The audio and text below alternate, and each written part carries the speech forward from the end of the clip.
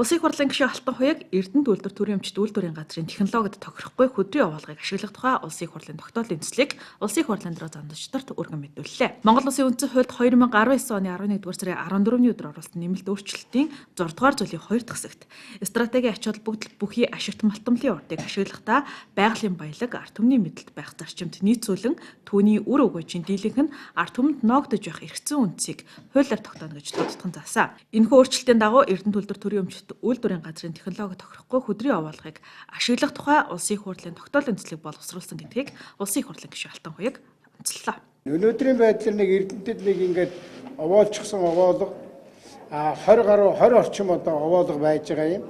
За энэ дээр анх удаа Эрдмийн гэж нэг ийм үйлдвэр байгуулагдсан. Тэрний дараа Ачит ихт гэж үйлдвэр байгуулагдсан.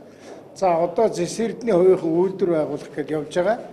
Тэгээд энэ дээр яагаад энэнийг улсын хурлын тогтоол гаргаж цэгцлэх шаардлагатай байна вэ гэхээр үе үеийн одоо уулын баяжуулах үйлдвэрийн Эрдэнэтийн тэр баяжуулах үйлдвэрийн даргын захирлын одоо үзмжээр за эсвэл одоо манай том дарга ерөнхий сайд байдаг юм уу тэр хүмүүсийн зиндаанд тэр үйлдвэр байгуулах асуудлыг шийддэг байсан учраас энийг бол цэгцлийн улсын хурлын тогтоол гаргая.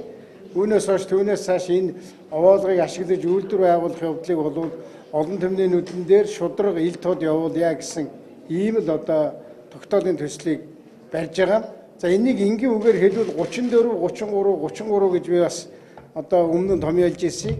Юу гэсэн үг гэхээр одоо тэн дээр босч байгаа үйлдвэрийн 34% нь бол Эрдэнэтийн уулын баяжуулах үйлдвэр өөрөө эзэмшнэ. За 33% нь бол Орхон аймаг буюу Эрдэнэт хот эзэмшнэ. За нөгөө 33% нь бол Эрдэнэтийн тэнд байгаа уулын одоо тэр байгалийн баялагын хажууд байгаа тэр хард иргэд эзэмших ийм л одоо тогтоолын төслийг өргөн мэдүүллээ. За тогтоолын төсөл батлагдвал ногдол ашиг бэлэн мөнгөөр хуваарлахгүй харин иргэд орон сууцны зээл хүүгийн төлбөрөөр төлөх, хүүхдийн сургалтын төлбөр, эмчилгээний зардал, даатгалын хураамжийн төлбөр төлөх зэрэгээр ногдол ашигыг шилжүүлэх боломж бүрдэх юм а. За мөн ногдол ашигын үлдэгдэл мөнгийг цаашид баталгаатай өсгөх зорилгоор эрсдлээс хамгаалагдсан хөрөнгө оруулалтын санд төвлөрүүлэх зохицуултыг тогтоолын төсөлд тусгажээ.